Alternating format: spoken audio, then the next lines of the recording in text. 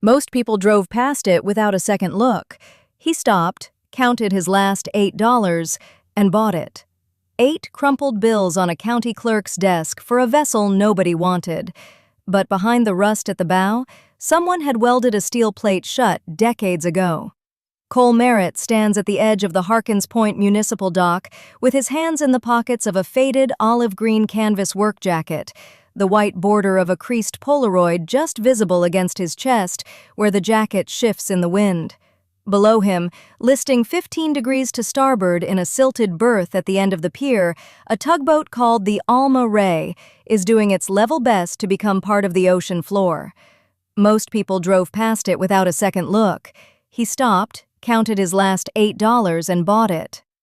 Here's what you need to understand about Cole. He is 18 years old.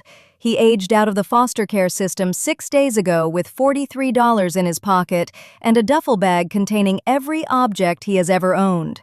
He drove a 1997 Honda Civic with 247,000 miles on it from his last placement in Bangor, down Route 1 to the coast, burning through 35 of those dollars on gas and a sleeve of saltine crackers and 1 cup of coffee he let himself have at a Shell station outside of Belfast, because he figured a person should get to have one thing that isn't strictly survival. The coffee cost $1.89. He remembers that number.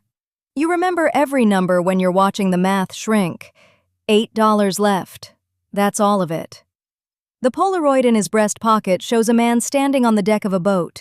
The man's face is sun-dark and slightly blurred, caught mid-turn, one hand on a rail. Nobody ever told Cole which boat. Nobody ever told Cole which man. A social worker in his third placement said it was probably his father. Probably. That word has done a lot of heavy lifting in Cole's life. He found the listing on a county surplus auction board, thumbtacked to the post office wall in Harkins Point, a town where the last cannery closed in 2011, and the only businesses still breathing are a diner, a hardware store, and that post office open 3 days a week. The listing was a quarter sheet of yellow paper, photocopied crooked. One 1952 steel-hulled harbor tug, 72 feet, designation Alma Ray, berth 7, Harkins Point Municipal Pier. Condition, derelict. Minimum bid, $5. No other bidders. Not a single one. At the county clerk's window, a woman with reading glasses on a beaded chain looked at him the way people have been looking at him his entire life, like she was trying to figure out what category of problem he was going to be. 5 for the bid, 3 for the filing fee. He slid $8 across the counter, every dollar he had on earth. She stamped a 1-page bill of sale, slid it back, and said, "Good luck with that." The way you'd say good luck to someone jumping off a bridge. Cole folded the bill of sale into his breast pocket next to the Polaroid and walked down to berth 7. And now here he is. Pale, gray-blue eyes scanning the hull, shoulders rounded forward, chin down, that deliberate, unhurried shuffle of a person who learned a long time ago that moving fast just makes people watch you.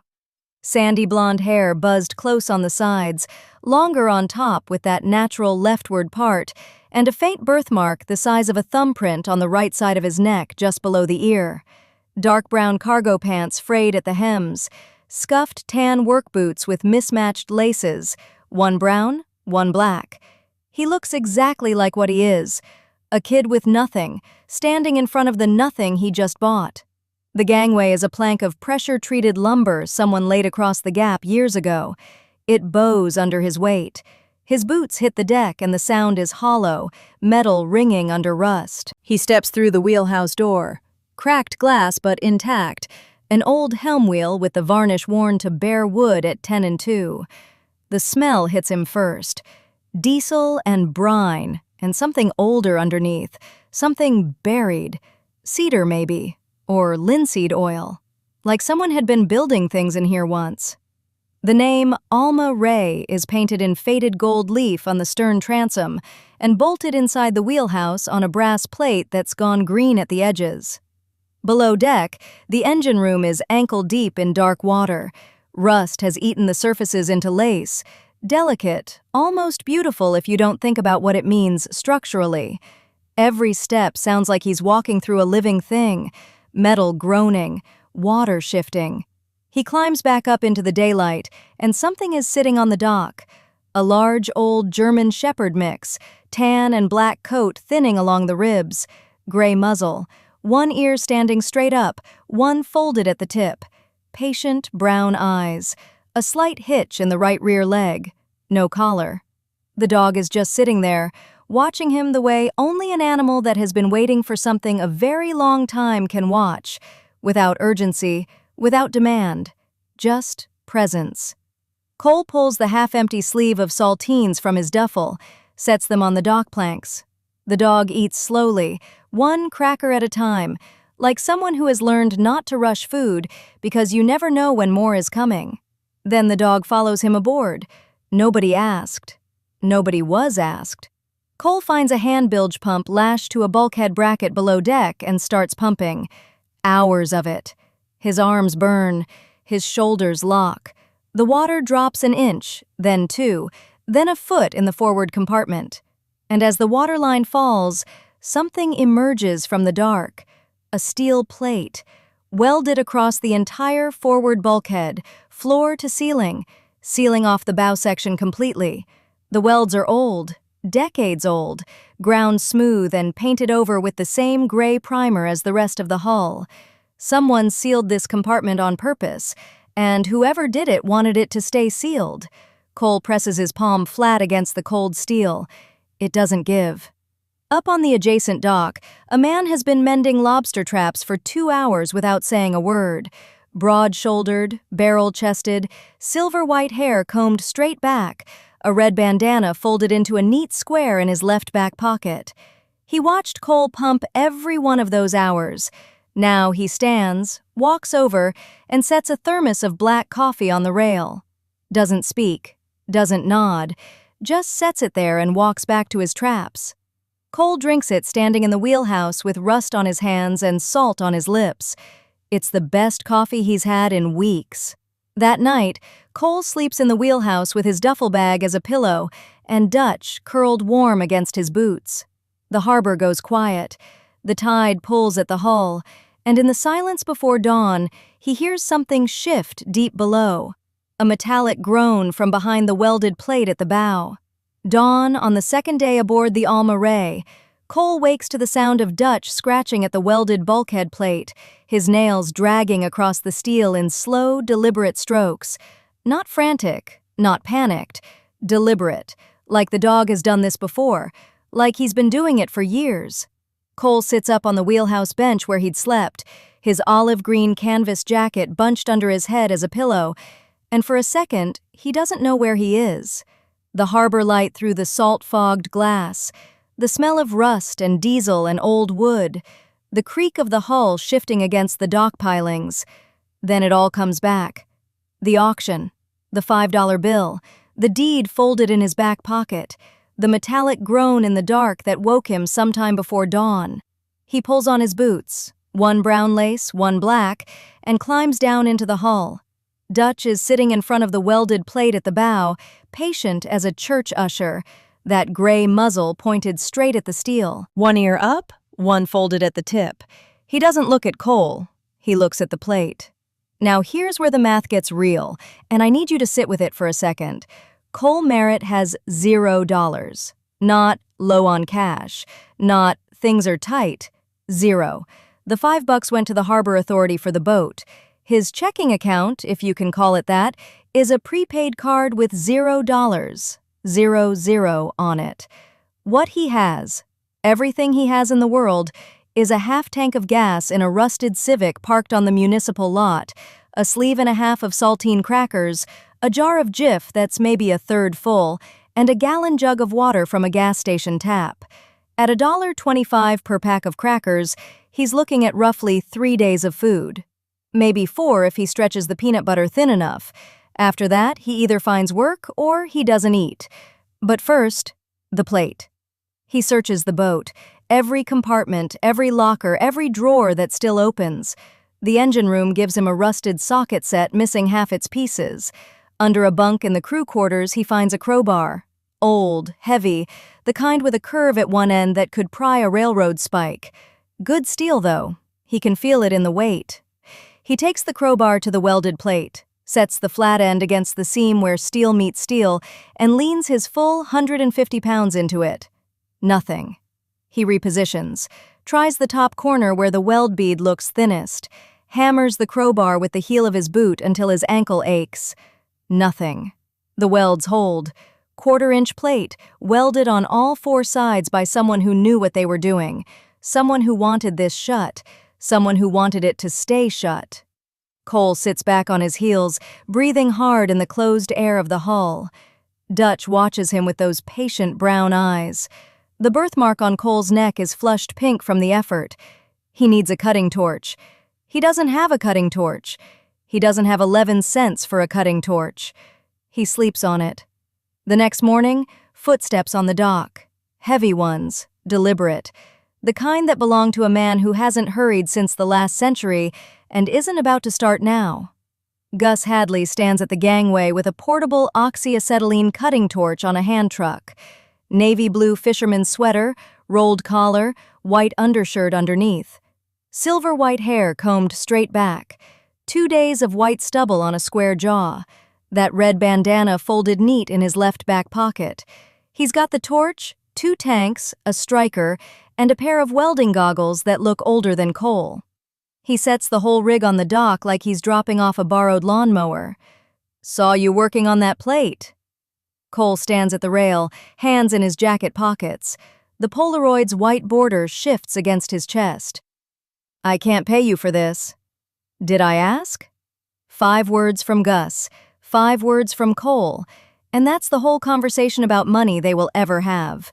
Gus comes aboard, shows Cole how to crack the valve, how to light the torch with the striker so the spark catches clean, how to adjust the oxygen until the flame goes from orange and lazy to blue and sharp as a scalpel.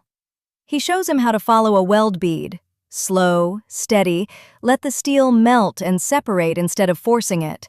Then he steps back, walks down the gangway, gets in a mud-caked truck with a cracked tailgate, and drives away without looking back.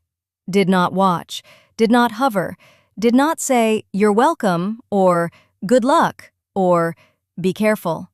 Just handed a stranger a cutting torch and trusted him to figure it out. Cole spends the next 2 full days on that plate. The steel is brutal, quarter-inch like he guessed, and the welds are thick, laid down by someone who worked with steel for a living. He cuts in 30-minute intervals because the heat in the closed hull is suffocating. Sparks shower off the bead and die on the damp deck plates. His gray t-shirt is soaked through by the second session. He drinks water in small sips, eats crackers with peanut butter spread thin with his thumb. Does the math again. 2 days of food left. Maybe. Dutch sits behind him every session, 3 feet back, never closer, watching the sparks cascade without flinching.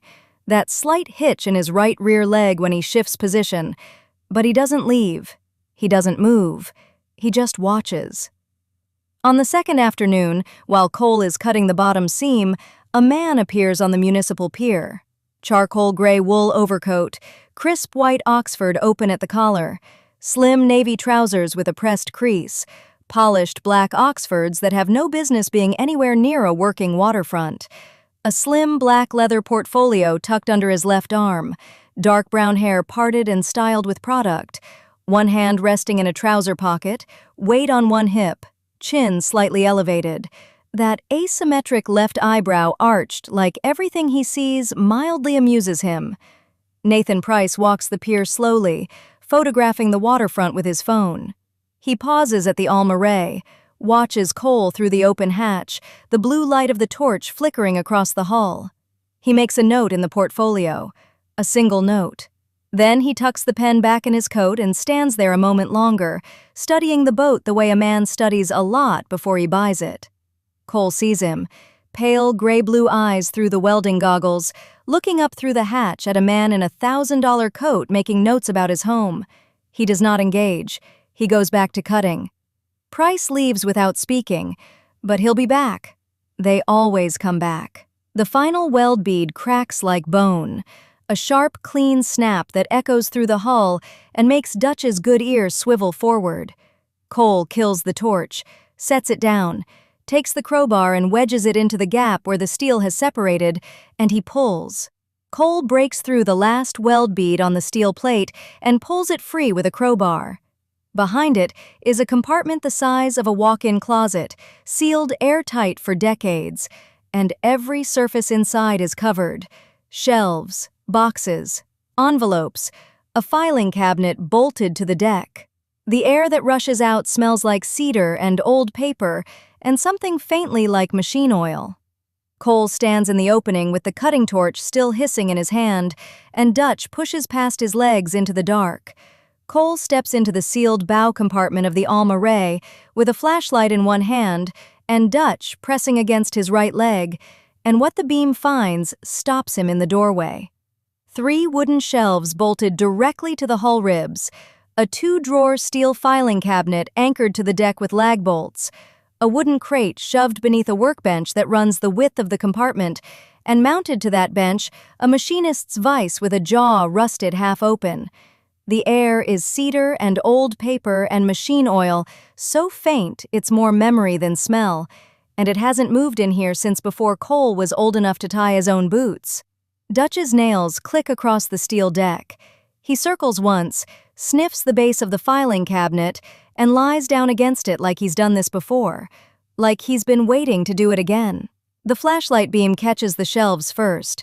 14 brown envelopes, each one the same size, each one standing upright between small wooden bookends someone cut and sanded by hand.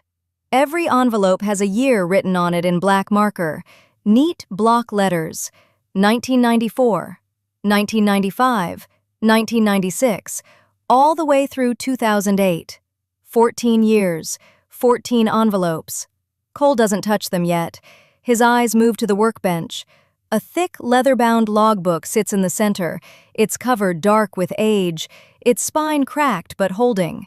Next to it, a cigar box, Arturo Fuente, the label faded to the color of weak tea, and beside the cigar box, a framed photograph, 5 by 7. A man standing on the deck of the Alma Ray. He's squinting against the sun, one hand on the wheelhouse rail, wearing a canvas jacket not so different from the olive green one hanging off Cole's shoulders right now. The man has sandy hair, a narrow nose, a birthmark on the right side of his neck.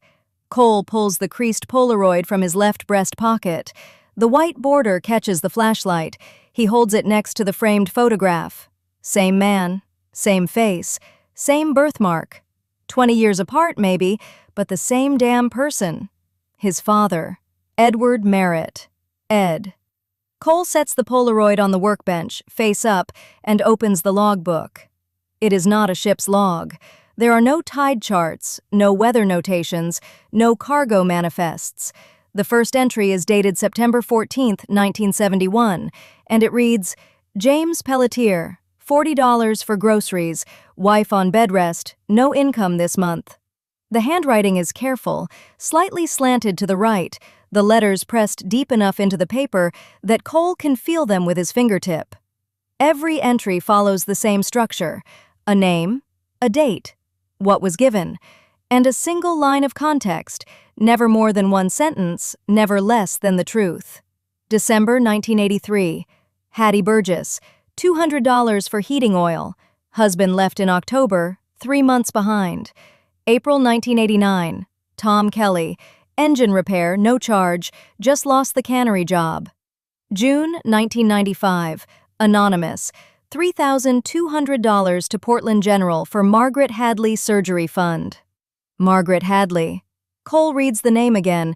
Hadley, like Gus, like the old man with the silver-white hair and the red bandana folded in his left back pocket, who handed Cole a cutting torch and a socket set and didn't ask a single question about what he planned to do with them. Cole turns pages. More names, more dates, more quiet, invisible generosity recorded in a dead man's handwriting, like a ledger of debts nobody owed and nobody collected. He counts as he goes. By 1980, there are 41 names. By 1990, over 100. By the final entry, November 2008, 3 weeks before Ed Merritt died, there are 237 names across 37 years. 237 people helped by a man who ran a harbor tug for a living. The filing cabinet opens with a gritty click that echoes off the hull. 2 drawers, both packed tight with manila folders, each one tabbed with a surname in the same block-letter handwriting. Cole pulls the first folder. Inside, a receipt from a heating oil company dated January 1984, a canceled check for $200 signed Edward Merritt, and a handwritten note on lined paper.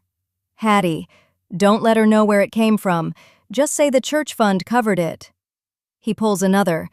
A mechanic's invoice marked, paid in full, 0 balance, with Ed's signature at the bottom. Another. A co-signed loan agreement from 1997, the borrower's payments marked in pencil. Everyone on time, everyone repaid, and at the bottom in Ed's hand. Paid off. Never mentioned it. Good. Cole goes through folder after folder. Heating bills, medical debts, engine repairs done for nothing, groceries left on porches, co-signed loans that were never called in. The receipts and canceled checks pile up on the workbench, and Cole does the math as he goes. Because that's what you do when you've had $34 to your name, and every number means something.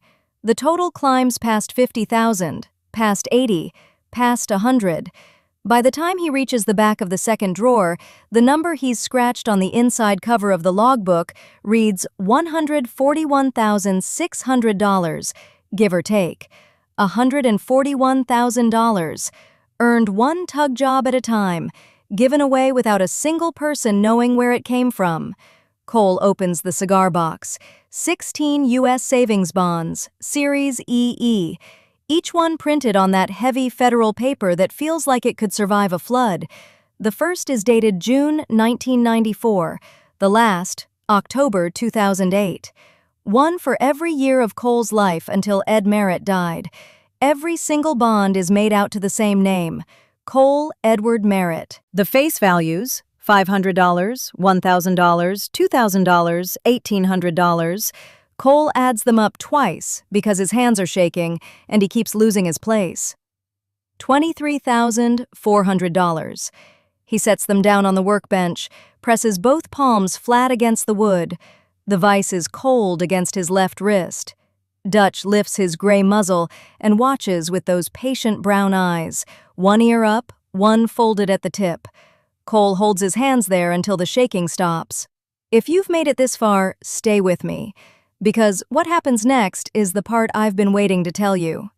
Cole sits on the floor of the compartment at 1 a.m. with the logbook open across his knees, and he turns to a page dated March 1994. And there, in the same careful handwriting, is his own name, Cole Merritt, underlined twice, and below it, a single sentence, born today. His mother wouldn't let me hold him. I will find a way. The air in the compartment changed, not the temperature, not the pressure, just the weight of it, like the room had been holding its breath for 18 years and finally let go. Cole's pale gray-blue eyes moved across the page, his own name underlined twice in his father's careful handwriting, born today. His mother wouldn't let me hold him. I will find a way. He turned the page, and Ed Merritt had found a way, or tried to, over and over and over again. The logbook entries shifted after March 1994. Before Cole's birth, they were records of quiet generosity, fuel paid, groceries delivered, surgery bills covered. After March 1994, they became something else. They became a father's war diary, written in the margins of a life nobody was watching. April 1994. Hired Bowden at the legal aid office. He says I need a fixed address. I told him the Alma Ray is a fixed address. He said the court won't see it that way. September 1995. Filed the petition today. $340 I don't have. Borrowed it from the fund. I will pay it back. I always pay it back. January 1996. Hearing was 11 minutes. Judge Calloway said a tugboat is not a suitable domicile for a minor child. Petition denied. Cole's mother did not attend. Her lawyer attended. That was enough. Cole's fingers found the filing cabinet behind him without looking. Second drawer. A brown folder, soft at the edges, labeled in black ink, Merritt v. Shaw. Inside, a carbon copy of a court document. Penobscot County Family Court, 1996. Case number 96 FC0041. Petition for custody. Petitioner, Edward James Merritt. Respondent, Linda Diane Shaw. The judge's signature at the bottom was a single, sharp line, like a door slamming. Denied. Cole pulled the next folder. 1999. Same court, same petitioner, same result. This time, Ed had a lawyer. A real one, not legal aid. The filing fee was $475. The logbook entry for that month noted he'd skipped his own engine repair to pay for it. Denied. And then, 2002, the third petition. Ed had moved off the Alma Ray for 4 months, rented a room above the hardware store on Front Street. The filing showed a lease agreement, a pay stub from the boatyard, a letter from Gus Hadley attesting to Ed's character. Everything the court had asked for. Everything a father could scrape together to prove he deserved to know his own son. Denied. Reason cited, insufficient evidence of established parental bond. The respondent's counsel argued that 8 years of absence constituted abandonment. 8 years, as if Ed had chosen it, as if every logbook entry wasn't a scream into a wall that wouldn't move. Cole closed the folder, set it on the floor beside his knee, opened the drawer below it. Brown envelopes, 15 of them, each one labeled with a year, 1995 through 2009, each one sealed, stamped, addressed to Cole Merritt at 14 Birch Lane, Orono, Maine. None of them postmarked, none of them mailed. He opened the first one, a birthday card, handwritten inside in that same steady hand. Happy 4th birthday, Cole. I drove past your school today. You were on the swings. You looked like your grandmother. The second, happy 7th birthday. I left a model boat on the front step. I watched from the truck. She threw it away before you got home. I will try again next year. The 6th, happy 10th birthday. I left a package on the porch. I don't know if she gave it to you. She didn't. Cole knew that with a certainty that sat in his chest like a stone. He'd never received a single gift from anyone who didn't live under the same roof, and the people under that roof had stopped giving him anything by the time he was 12. Happy 14th birthday. I am putting another bond in the box. Someday you will find these and know I tried. 15 cards. 15 years. Every single birthday accounted for by a man Cole had been told didn't exist. Not dead. That would have been kinder. Just gone. Just a man who didn't want you, Cole. Never tried to see you. Was nobody worth knowing. Every word of it was a lie. Cole sat on the compartment floor with his back against the filing cabinet and pressed the heels of both hands against his eyes until the pressure steadied him. The faint birthmark on the right side of his neck pulsed with his heartbeat. Dutch, old, gray-muzzled, one ear up and one folded, lowered himself to the floor with that hitch in his right rear leg and laid his muzzle across Cole's knee. The weight of it was maybe 4 pounds. It was the heaviest thing in the room. Cole did not cry. He breathed. In through the nose, out through the mouth, the way you breathe when you're trying to keep your ribs from cracking open. The compartment smelled of old paper and linseed oil and something faintly like cedar, and Dutch smelled like salt and wet fur, and the birthday cards fanned across Cole's lap smelled like 18 years of a promise kept in silence. Morning came gray and soft. Cole climbed out of the hull into coastal light the color of old pewter, the creased Polaroid still in his left breast pocket, its white border catching the damp air. Gus Hadley was on his dock 40 yards down, mending lobster traps with hands that moved without looking. Navy blue wool sweater, white stubble, red bandana folded in his left back pocket. Cole walked over. His scuffed tan work boots, one brown lace, one black, left prints on the wet planking. Your name is in the book. Gus's hand stopped. The trap needle froze mid-pull. Margaret Hadley, June 1995, Portland General, $3,200. Gus set the needle down on the trap wire. He didn't look up. A long silence filled the space between them, and the harbor water lapped at the pilings like it was counting seconds. "That was my wife's surgery. We never knew who paid it." Another silence. Gus's deep-set hazel eyes lifted to Cole's face, and whatever he saw there, the tiredness, the stillness, the look of a boy who'd just learned his whole life was built on a lie someone told to keep him small, it settled something behind those heavy brows. Ed Merritt died owing nothing to anyone and being owed by everyone. That was the richest a man could be. 9 words that landed like an anchor dropping. If you've made it this far, stay with me, because what happens next is the part I've been waiting to tell you. By 10 that morning, a charcoal gray wool overcoat appeared at the end of the dock. Nathan Price, early 40s, trim, dark brown hair parted and held in place with product, sharp green eyes with that asymmetric left eyebrow arched in permanent mild amusement, the small mole above the right corner of his mouth, polished black Oxfords that had no business on a working waterfront, a slim black leather portfolio tucked under his left arm. He was a marina developer from Portland, and he had been buying waterfront parcels along this stretch of coast for 18 months.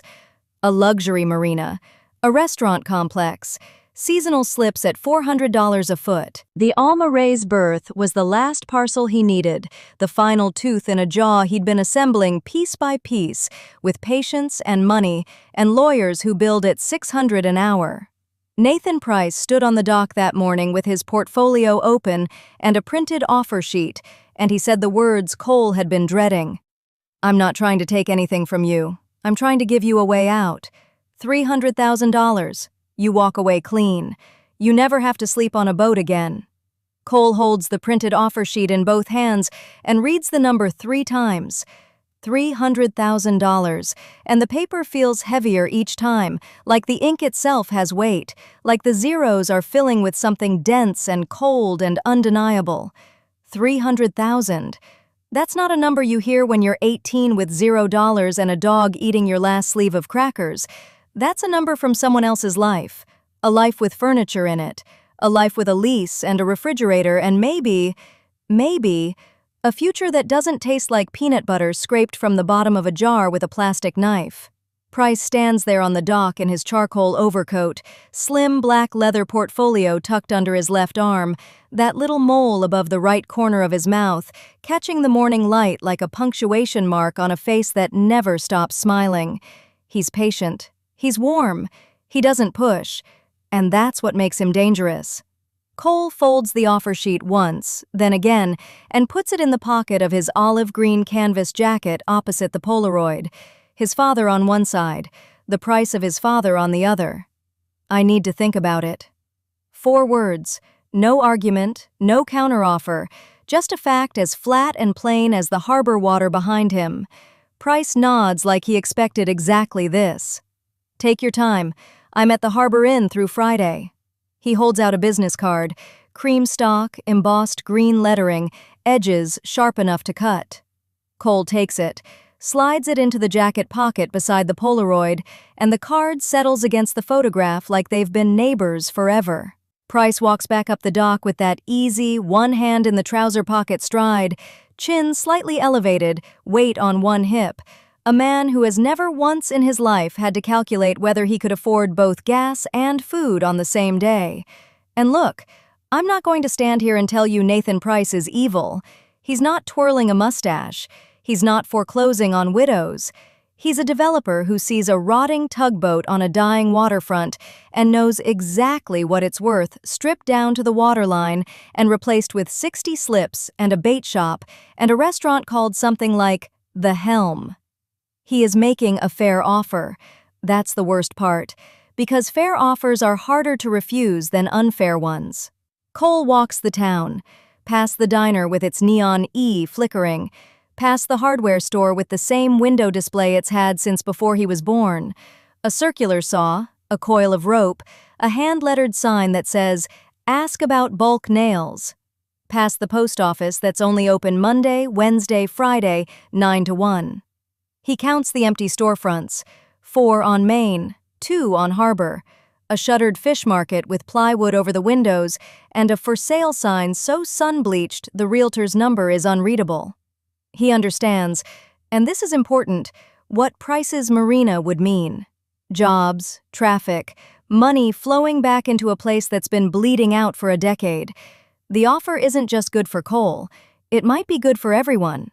The diner gets customers, the hardware store sells lumber, the post office maybe opens 5 days a week again. Price isn't lying when he says he wants to bring this town back. He just wants to do it over Ed Merritt's bones, and he doesn't see the difference. Night falls. The harbor goes black and still, and the only sound is the creak of the Annabelle Lee against her lines and the slow tick of the hull cooling in the cold. Cole sits in the wheelhouse with Dutch pressed against his boots, the old shepherd's gray muzzle resting on one scuffed tan work boot, the one with the black lace. He takes out Price's card. Cream stock, embossed green, $300,000. He takes out the Polaroid, his father's face, thinner than he expected, standing on this deck, this boat, the boat Cole is sitting on right now, in the chair his father sat in, with the harbor his father watched every night for decades, while buying savings bonds one at a time and writing birthday cards to a son the courts wouldn't let him see, and filing custody petitions that came back denied, denied, denied, denied, while giving away $140,000 to strangers. While living on a tugboat because he'd rather be broke and useful than comfortable and empty. A tugboat, a judge said, wasn't a home. Cole puts the Polaroid back. His hands are steady. His throat is not. If you've made it this far, stay with me, because what happens next is the part I've been waiting to tell you. 2:47 a.m. The wheelhouse is dark except for the glow of Cole's cracked phone screen. Dutch is asleep against his boots, the hitch in his right rear leg twitching through some dream. The harbor is silent. Not peaceful silent. Empty silent. The kind of silence that sounds like a question you don't want to answer. Cole has Price's card in his right hand, the phone in his left. The number is right there. 10 digits. One call and he has a room. One call and he eats tomorrow. One call and he never sleeps on a metal deck again. He has $0. He has no food. The Civic has an eighth of a tank, maybe 40 miles before it dies on some shoulder and becomes one more thing he used to have. $300,000 is a room and food and a start and maybe college and a life that doesn't begin and end on a rusted boat in a town that's forgetting how to breathe. His thumb hovers over the call button. The screen light catches the faint birthmark on the right side of his neck, just below his ear. His pale, gray-blue eyes are wet, and he doesn't blink. He almost presses it. Then Dutch lifts his head. That one folded ear twitches. The old shepherd noses forward, past Cole's boots, toward the shelf beside the workbench in the sealed compartment, and bumps a brown envelope Cole missed. It slides off the edge, falls open on the floor with a papery exhale, like it's been holding its breath for years. Inside is a letter, handwritten. Ed Merritt's handwriting. Cole knows it now the way you know a voice you've been listening to in the dark. And the first line reads, Cole, if you are reading this, you found the boat. That means you found your way home. Cole's hands were shaking before he finished the first page. The letter was 4 pages long, written on lined notebook paper torn from a spiral binding, and the hand that wrote it started steady, blocky capitals, the kind of printing a man uses when he wants to make sure every word lands clean. And by the 3rd page, the letters tilted, drifted, got smaller, like the man writing them was losing a fight with his own fingers. Dutch leaned against Cole's left leg in the bow compartment at 3 in the morning, and the only sound was the harbor lapping against the hull and Cole's breathing, which had gone shallow and tight. Ed Merritt bought the Almaray in 1971 for $600, saved it from 3 years of cannery work, gutting herring on the night shift at Crockett's, $2.15 an hour, 7 days a week in the summers, 5 in the winters. He ran her as a harbor tug for 37 years. 37 years on one boat. He never married after Cole's mother left. The letter didn't say why she left. It didn't need to.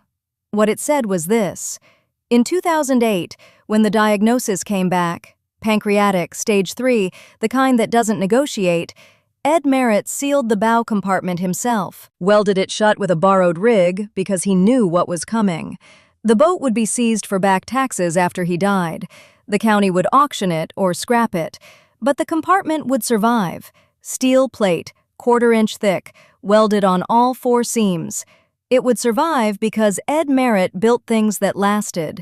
He left the boat to the county because he had no legal way to leave it to Cole.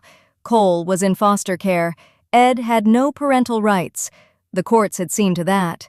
But the last paragraph of the letter, the one where the handwriting shook so bad some words were barely legible, said this: "You have your grandmother's stubbornness. You will end up on the water, and when you do, the boat will be waiting." Cole pressed the heel of his hand against his eyes until the pressure steadied him. The creased Polaroid in his left breast pocket shifted against his chest. Dutch didn't move. He just leaned harder. That man waited. He welded a room shut inside his own boat and filled it with everything he couldn't give his son in person: birthday cards, savings bonds, a logbook of every life he'd ever touched. And then he died, and he trusted the water to do what the courts wouldn't. Morning came gray and cold. Cole was standing on the deck with the letter folded into his jacket pocket beside the Polaroid when Nathan Price's polished black Oxfords clicked down the dock, portfolio tucked under his left arm, that little mole above the right corner of his mouth, that permanent look of mild amusement in his left eyebrow, like the world was a joke only he was smart enough to get. "I'm here for your answer," Price said. "The boat is not for sale." Price tilted his head, shifted his weight to one hip, hand sliding into a trouser pocket. "Cole, I'm offering you $300,000. I heard you. You're sleeping on a rusted hull with a stray dog and no income. This is not rational." He said it warm. He said it like a friend. That's what made it ugly. "Those are my terms." Price's jaw tightened, just a flicker, the mask cracking for half a second before the charm poured back in. He opened the slim black portfolio. "Then I'll go through the county, eminent domain, derelict vessel statute. I have lawyers who do this before breakfast." Cole looked at him, pale gray-blue eyes, steady, the faint birthmark below his right ear catching the morning light. "Then I'll see you in court." 6 words, and Price had nothing to say to them. Here's where the math gets real, so stay with me. Cole took the 16 savings bonds to First Maritime Bank on Harrow Street that afternoon. The teller, a woman with bifocals and a patience that suggested she'd seen every kind of desperate walk through that door, ran them through the system one at a time. Series EE bonds, purchased between 1994 and 2008, 1 per year. 14 years of a man walking into a post office and buying a bond for a son he couldn't see. Total present value, $52,341. Cole had been sleeping on a steel deck with no income, no address, and a checking account that read 0. And now he had $52,341. The teller asked if he'd like to open an account. He said yes. Then he asked about the cost of filing a heritage vessel trust with the Coast Guard, a legal designation that would protect the Alma Ray from seizure, demolition, or forced sale. Permanently. Filing fee and legal costs, $4,800. Required maintenance escrow, $12,000. Mandatory insurance for the first year, $6,200. That's $23,000 just to keep her safe. You do that math and tell me it's easy. If Cole kept the money, he could walk away, rent an apartment, buy food that wasn't gas station crackers, sleep in a bed for the first time in weeks. $52,000 is not rich, but it is warm and fed and alive. If he filed the trust, he'd have roughly $29,000 left, enough to survive for a while, not enough to rebuild the boat and eat. He'd be right back to counting every dollar. He filed the trust, signed the papers at the harbor master's office with a pen that skipped on the second page, paid $16,800 in fees and escrow. His account dropped to $35,541.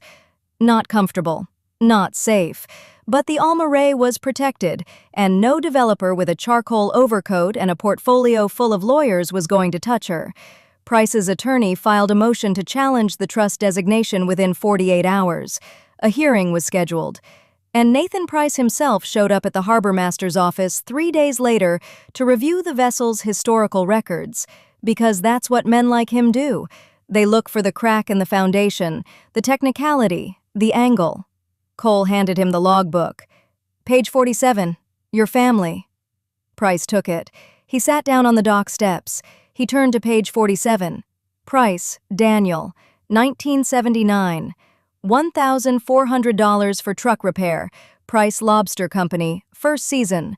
Would not take payment. Told him to catch enough to feed his kids and we'd call it even. Nathan Price closed the logbook. He did not speak. He set his slim black portfolio on the planks beside him and rested both hands on the cover of the book, and the fight went out of him like a tide pulling back from a shore. Nathan Price withdraws his motion on a Tuesday morning, and he does it with one sentence to his lawyer on the phone. "Drop it, all of it, and don't bill me for this call." That slim black leather portfolio never comes back to the dock. 2 weeks later, a delivery truck rumbles down the gravel road toward the pier. Cole hears it before he sees it, the diesel whine, the air brakes hissing.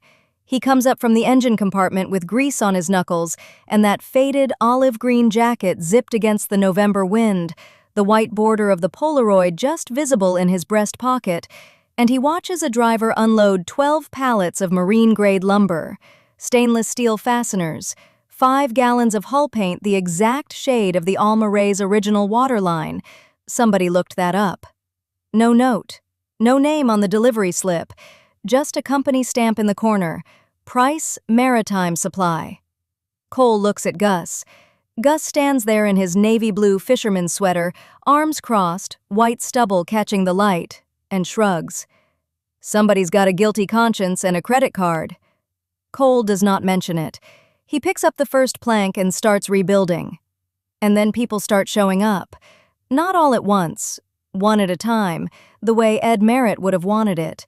An elderly woman named Hattie Burgess parks a rust-colored station wagon at the end of the pier on a Wednesday morning and walks down carrying a casserole wrapped in foil so tight the edges are crimped like a pie crust. She sets it on the workbench and looks at Cole, really looks at him, at those pale gray-blue eyes that are so much like Ed's it probably hurts, and says, "Ed Merritt paid my heating bill the winter of '83. I was 3 months behind and I had nowhere to go. Tell me where to start." 7 words that weigh more than the lumber on those pallets. A mechanic named Tom Kelly shows up 2 days later with a portable engine hoist in the bed of his truck. Doesn't knock, doesn't introduce himself, backs the truck down to the gangway, drops the tailgate, and says nothing except, "Where's the diesel?" Then he's elbow deep in the Alma Ray's engine block for 6 hours straight, and when he leaves, the diesel turns over on the first try for the first time in years. A woman Cole never learns the first name of drops a box of canned goods on the dock with a note taped to the top in blue ballpoint. "Welcome home, Ed's boy." Every single one of them is a name from the logbook. Every single one carries a sentence like a stone they've been holding for decades, waiting for someone to hand it to. The accumulation is the proof. Not one person remembering, but a dozen. Then 2 dozen, each one a line in Ed Merritt's handwriting coming back to life on legs. Gus works beside Cole every day without being asked. That red bandana stays folded in his left back pocket. His black rubber deck boots leave the same heavy prints on the dock planks morning after morning. He does not talk about Ed Merritt often, but one evening, the two of them sitting on overturned crates with Dutch stretched between them, the harbor going purple in the last light, Gus says it. "Your daddy kept this harbor alive when the cannery closed. Every boat that couldn't pay for a tow, he towed anyway. Every engine that couldn't afford a mechanic, he fixed anyway. He didn't do it for thanks. He did it because somebody had to, and he was the one who showed up." Cole asks why Ed never told anyone, why he never came to find his own son. Gus looks out at the water. "He left you standing. That's the whole of it. That's the only score that ever counted up here." That line settles into Cole's chest like an anchor finding bottom. Over 6 months, Cole rebuilds the Alma Ray with his own hands. He pumps the last of the bilge water, patches the hull plates one by one, each weld bead clean and tight, rebuilds the wheelhouse windows with glass Hattie Burgess's nephew cuts to size for free, repaints the gold leaf name on the stern, ALMARAE, in letters that catch the morning light like they're breathing. The sealed bow compartment becomes a workshop and reading room. The shelves hold Ed's logbook, the birthday cards in simple frames, the photograph of Ed on the deck with that lopsided grin. Cole starts a new logbook. The first entry is his own name and the date he bought the boat. Fresh ink on clean pages. And then he starts doing what his father did. Quietly.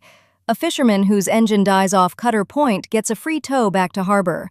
A woman whose heat is cut off in January finds an envelope in her mailbox. Cash, no return address.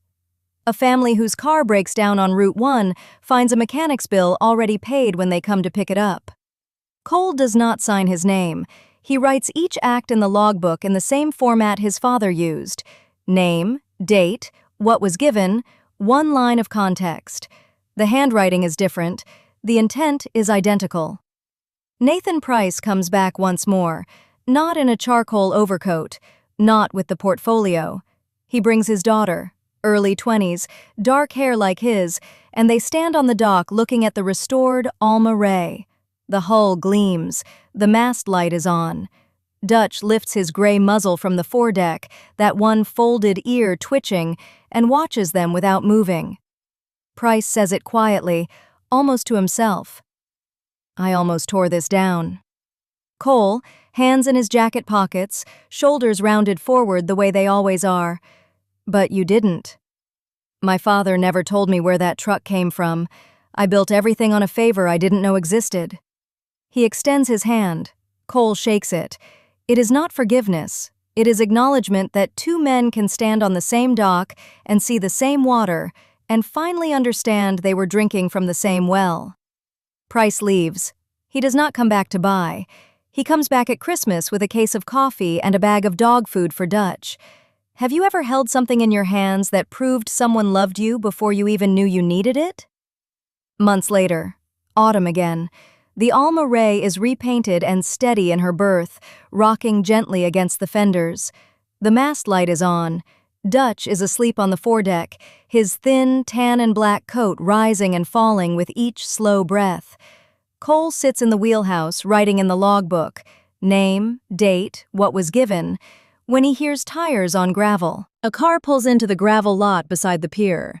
A sedan with a cracked taillight and a young woman behind the wheel, early 20s, duffel bag in the passenger seat, and she is looking at the Alma Ray like it is the last solid thing in the world. Cole walks down the gangway. Dutch follows. Cole does not ask her name. He does not ask her story. He says, "You eat yet?" The light on the Alma Ray's mast is on. The logbook is open on the workbench. There is a new entry in fresh ink. The door is open. The light is still on.